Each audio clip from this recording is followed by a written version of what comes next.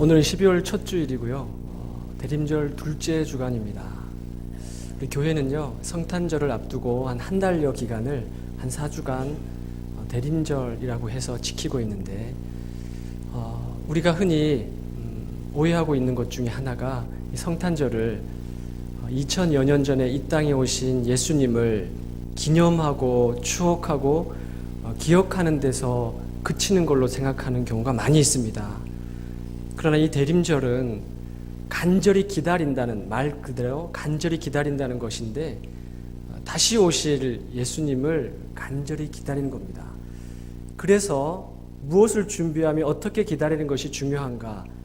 그래서 그때 오셨던 그 예수님께서 우리에게 무슨 말씀을 하셨는지 듣는 것이 중요한 것이죠.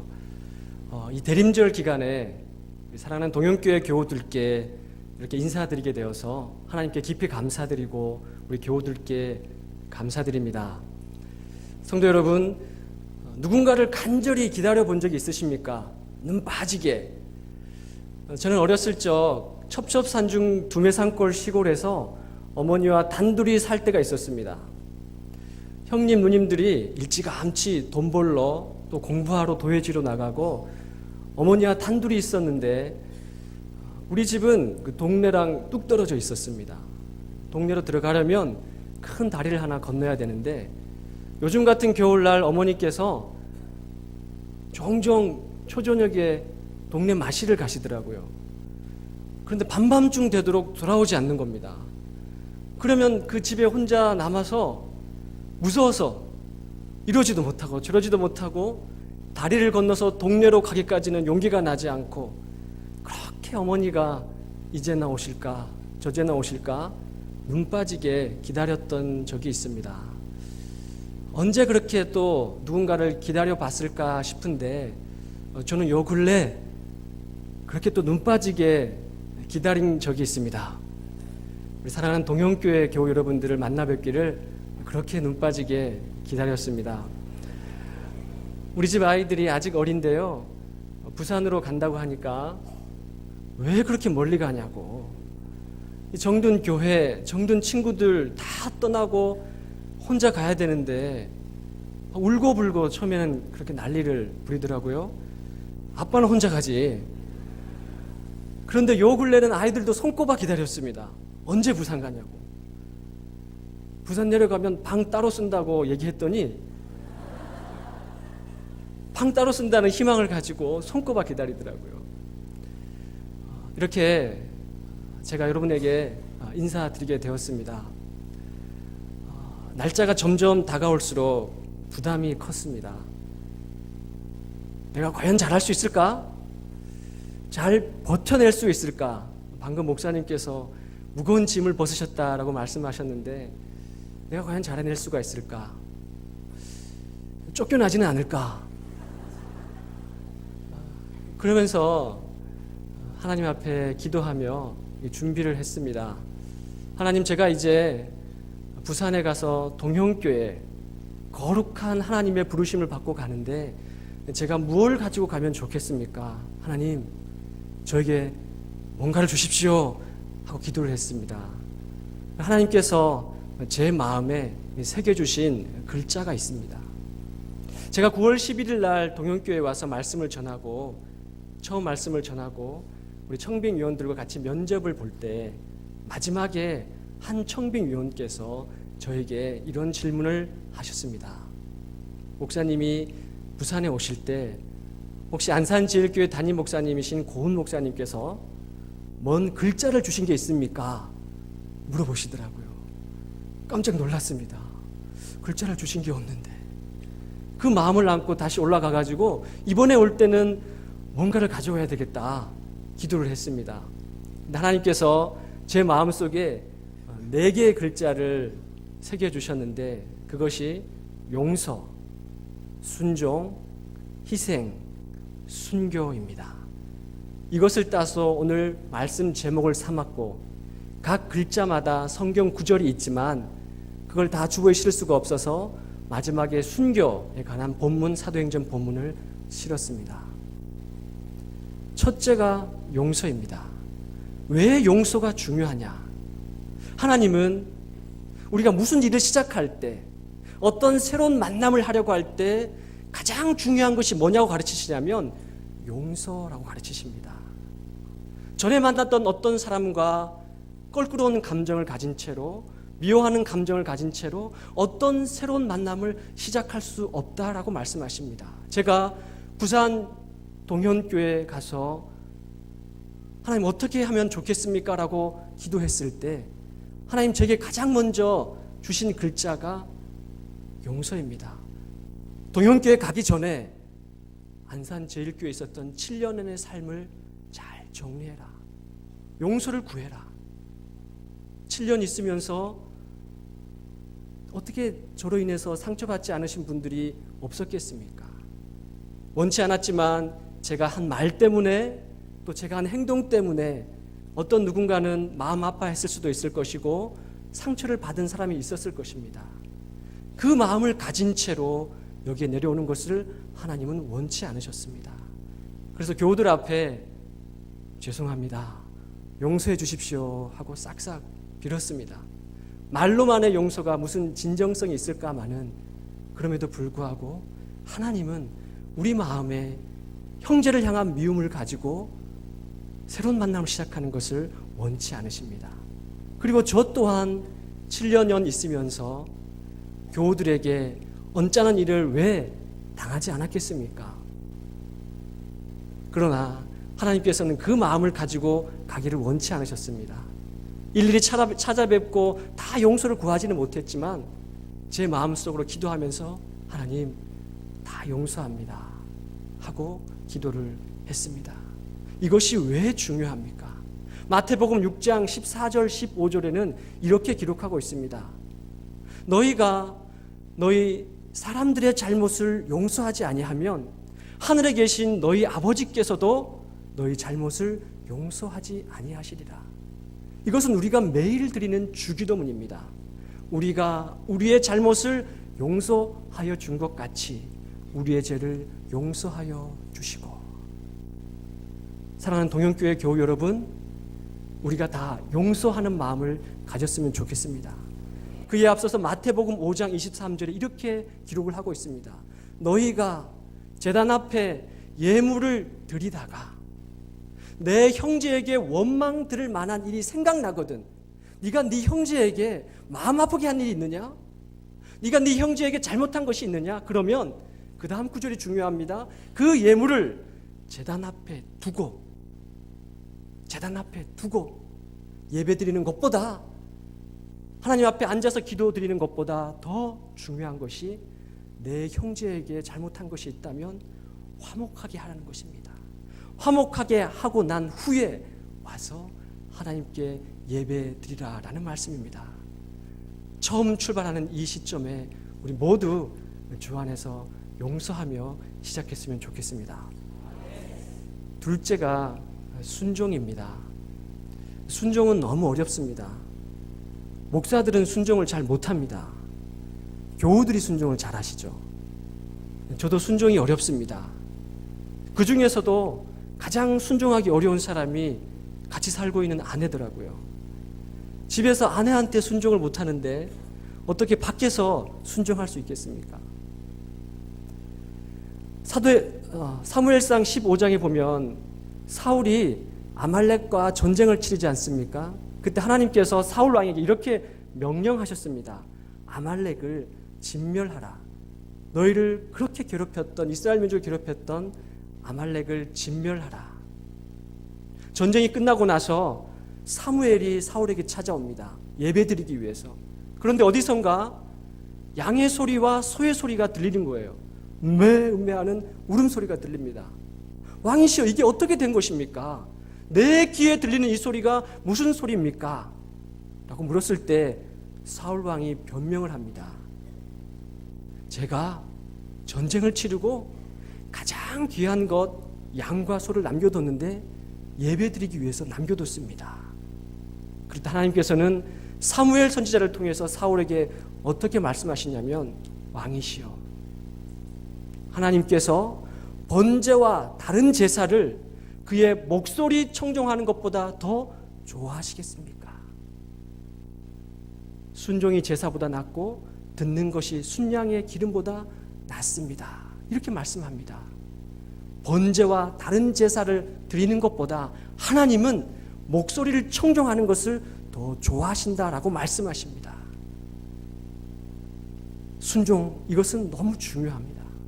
저는 여러 교회를 거쳐오면서 지금까지 정말 순종하시는 많은 교우들을 보았습니다. 목사님들은 순종을 잘 하지 않더라고요. 교우들이 순종을 잘 하십니다. 저는 그 교우들을 통해서 배운 순종을 가지고 우리 동영교회 교우들에게 순종하기를 애쓸 것입니다. 왜냐하면 교우들께 순종하는 것이 곧 하나님께 순종하는 것임을 믿기 때문에 그렇습니다. 제가 맡았던 교구의 권사님 남편이 버스 운전을 하시는데 이 집사님께서 50대 중반의 나이인데 어느 날 이렇게 배가 아파서 한 3주 동안 견디다가 하는 수 없이 병원에 갔는데 병원에서 위암 말기 진단을 받으셨습니다. 몇 개월 살지 못한다는 진단을 받으셨습니다. 그래서 저는 교우들과 같이 기도하면서 번호를 짜가지고 40일 동안 금식 기도를 했습니다. 한 끼씩 돌아가면서 제 혼자 40일 했다는 거 아니고요. 교우들끼리 순번을 정해서 하루에 한 끼씩 돌아가면서 40일 금식 기도를 했습니다. 하나님 살려주십시오. 아직 젊지 않습니까? 해야 될 일이 더 있지 않습니까? 그렇게 기도를 했는데 하나님은 몇 개월 지나지 않아 그를 데려가셨습니다. 장례가 끝나고 나서 권사님께서 저에게 찾아오셔서 이런 말씀을 하시더라고요. 목사님, 감사합니다. 살아있을 때 한 번도 남편하고 손잡고 산책을 해보지 않았다는 거예요. 너무 바빠서. 그런데 병원에서 있는 기간 동안 또 요양하는 기간 동안 두 분이 손잡고 매일같이 산책을 하면서 그 남편 집사님이 신앙이 없으셨어요. 버스 운전하시다 보니까 주일날 예배를 못 드리셨습니다. 그런데 그 기간 동안 산책하면서 예수님에 대해서, 하나님에 대해서, 그리고 정말 많은 목사님들이 찾아오셔가지고 신방을 하면서 이 집사님께서 신앙으로 단단하게 서가는 걸 보면서 너무 감사하다고 그런 말씀을 하시더라고요. 그러면서 이 권사님께서 자기가 비어있는 동안 한 6개월, 1년 동안 지역장 일을 못했는데 남편 돌아가시고 장례 치르고 이제 그 역할을 하겠다라고 말씀을 하시더라고요. 제가 있던 교회에서 지역장은요, 목사보다도 더 바쁜 직책입니다. 매일같이 교회 나와야 되고 정말 많은 식구들 돌봐야 되는 아주 중차대한 직분인데 남편 돌아가신 지 얼마 되시지 않았는데 바로 오셔가지고 제가 그 일을 감당하겠습니다 하는 그 권사님 말을 들었습니다. 하나님 말이니까, 성경에서 말씀하니까, 목사가 부탁하니까 순종하는 교우들을 저는 많이 봤습니다. 로마서 5장 19절에 이렇게 말씀하고 있습니다. 한 사람이 순종하지 아니함으로 많은 사람이 죄인 된 것 같이 한 사람의 순종으로 많은 사람이 의인이 되리라. 이렇게 말씀하고 있습니다. 사랑하는 동영교회 교우 여러분, 서로서로 순종하며 하나님의 일을 감당해 가시기를 부탁을 드리겠습니다. 셋째는 희생입니다. 용서하고 순종하면 희생할 수가 있습니다. 공동체가 공동체 되기 위해서, 교회가 교회 되기 위해서, 구역이 구역이 되기 위해서 그 어떤 누군가는 반드시 희생을 해야 됩니다. 하나님은 공동체를 세우기 위해서 누군가의 희생을 반드시 필요로 하십니다. 오늘 주일이신데요, 그 어떤 누군가는 주일날 식당에 가서 밥을 지어야 우리 교우들이 맛있는 식사를 할 수 있지 않겠습니까? 이런 추운 겨울날 어떤 누군가는 언 손을 비비면서 밖에 나가서 주차 안내를 해야 그 누군가는 편안하게 주차를 하며 예배를 드리지 않겠습니까? 공동체가 공동체 되기 위해서는 반드시 그 누군가의 희생이 필요로 합니다. 요한복음 3장 16절, 우리가 너무나 잘 알고 계시는 말씀인데 우리 같이 한번 해볼까요? 예. 독생자를 주셨으니 이는 그를 믿는 자마다 멸망하지 않고 영생을 얻게 하려 하심이라. 졸지 않고 계셨습니다. 독생자를 우리에게 주신 것은 그 한 분 희생으로 말미암아, 그 한 분 십자가 지심으로 말미암아 온 인류가 구원을 얻게 되기 때문에 그렇습니다. 이 동영교회가 42년 동안 오면서 왜 그 어떤 누군가의 희생이 없었겠습니까? 그 희생 위에 이 교회는 오늘 여기까지 온 줄로 믿습니다. 우리 34년 동안 집과 교회 밖에 모르셨던 우리 임청규 담임 목사님의 희생과 사랑, 그리고 교회가 어려울 때 누가 보든지 보지 않든지 눈물로 곳곳에서 구석에서 기도의 무릎으로 이 교회를 위해 기도하셨던 권사님, 장로님, 집사님, 교우들의 희생, 그 희생 위에 우리 동영교회는 여기까지 올 수 있었던 것입니다. 희생은 그 어디 멀리 있는 것이 아닙니다. 바로 내가 있는 그 자리에서부터 희생할 수 있는 것입니다. 그런데 우리가 희생을 할 때 중요한 것이 하나 있습니다. 절대 비교해서는 안 됩니다. 나는 이렇게 희생하고 있는데 저 집사님은 저렇게 저기 자빠져 계시네?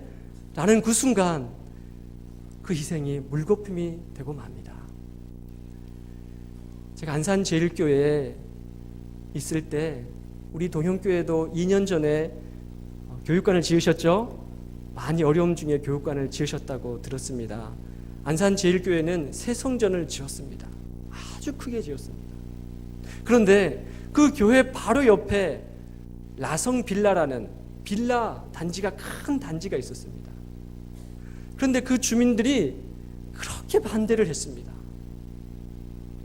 제가 제일교회 처음 부임했을 때 저를 가장 먼저 반긴 것이 그 라성빌라 담벼락에 붙어있던 현수막이었습니다.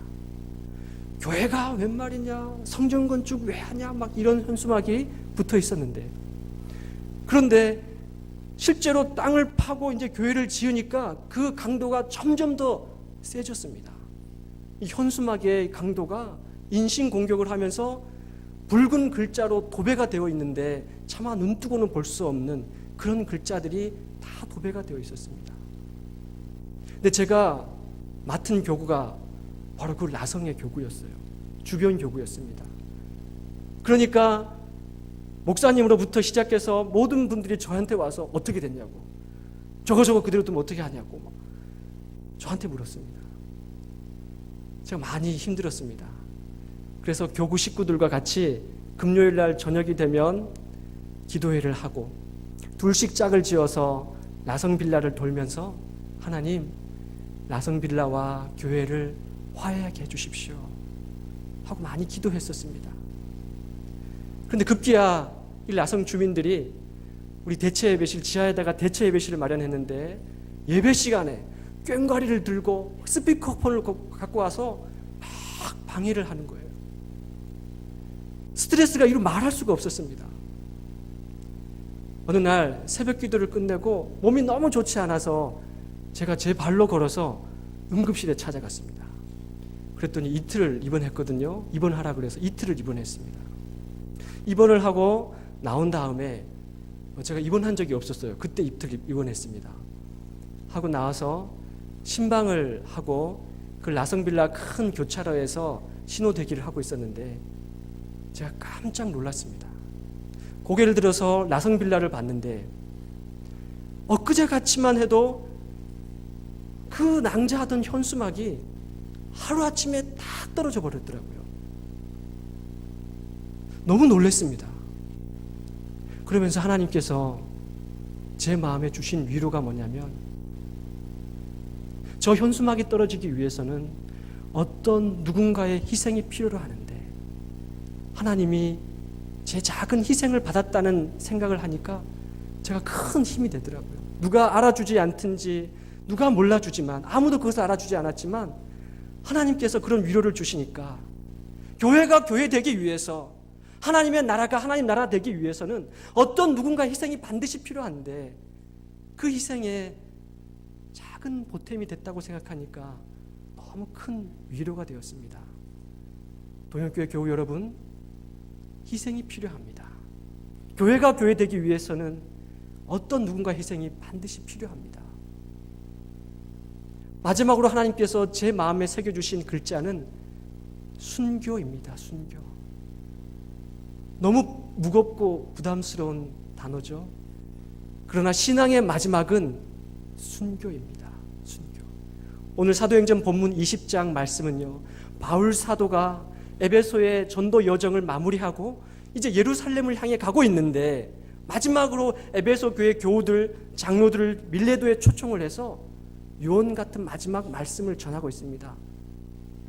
보라, 나는 이제 성령에 매여 예루살렘으로 가는데 거기에서 무슨 일이 나를 기다리는지 나는 알지 못한다. 그러나 성령께서 각 성에서 나를 위해서 증언하는 것은 무엇이냐?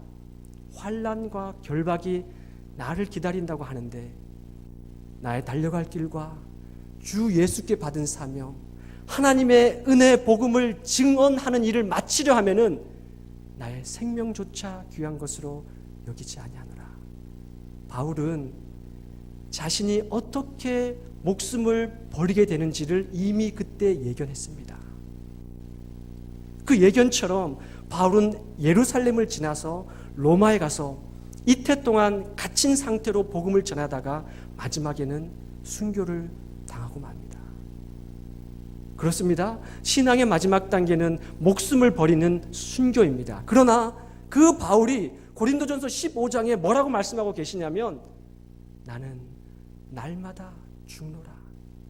날마다 죽는 순교가 없으면 결코 마지막에 순교할 수가 없습니다. 우리는 날마다 죽어야 합니다. 날마다 내 자아가 죽어야 합니다.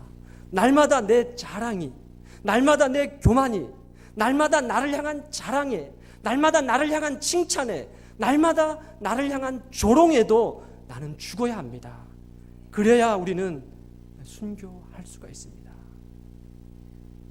저는 용서, 순종, 희생, 순교를 가지고 여기에 왔습니다. 이것이 너무 귀해서 제가 그런 부탁을 잘 드리지 않는데 우리 교구에 붓글씨를 잘 쓰는 집사님이 계셔서 이걸 좀 써달라고 부탁을 드렸어요. 용서, 순종, 희생, 순교, 이걸 꼭 써주십시오. 그랬더니 며칠 있다가 붓글씨를 써갖고 갖고 오셨어요. 딱 펼쳐봤는데 그 집사님께서 순교를 다른 걸로 바꾸셨더라고요. 사랑으로.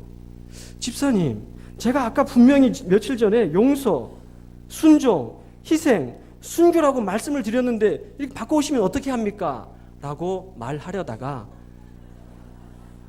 집사님 감사합니다 하고 집에 와서 그 글자를 가지고 묵상을 하는데 참 위로가 되더라고요.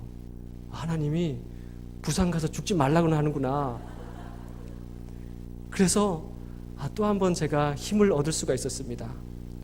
순교하는 마음으로 용서와 순종과 희생, 순교를 가지고 저는 지금까지 제 몸보다 더 아끼신, 이 동영교회를 아끼신 여러분들과 같이 하나님이 기뻐하시는 동영교회를 세워가기를 소망합니다. 교회가 무엇입니까? 교회는 환난당하고 빚지고 가난한 자들, 좌절과 절망에 빠진 자들이 와서 생명을 얻는 것이 교회입니다. 예수 그리스도의 복음에는 생명이 있습니다. 그 어떤 누구라도 이 교회 문을 열고 들어오면 살아나게 되는 것입니다. 그것이 교회입니다. 새가족이 와서 정착하는 교회, 날마다 부흥하는 교회, 하나님의 생명의 말씀이 꿈틀거리는 교회, 그 교회를 저와 여러분들이 우리 담임 목사님께서 가신 그 34년의 길을 뒤이어서 하나님의 그 귀한 사명을 잘 감당할 수 있는 저와 여러분이 되기를 간절히 소원합니다. 아멘. 하나님, 저 김태일 목사는 저희 가족과 함께 거룩한 하나님의 부름을 받고 주님이 피값으로 사신 이 동영교회에 첫 발을 내디뎠습니다. 하나님, 제가 할 수 있는 것은 아무것도 없습니다. 그저 이 거룩한 제단 앞에 제 발에 신을 벗는 것밖에 없는 줄 믿습니다. 날마다 제 자아가 죽고 날마다 제 교만이 죽어 하나님의 뜻을 이루게 하여 주시옵소서. 우리 동현교회 교우들과 함께 하나님이 정말 기뻐하시는 그 교회를, 이 땅에서 원하시는 그 교회를 세워갈 수 있도록 주여 도와 주시옵소서. 예수님의 이름으로 기도드리옵나이다. 아멘.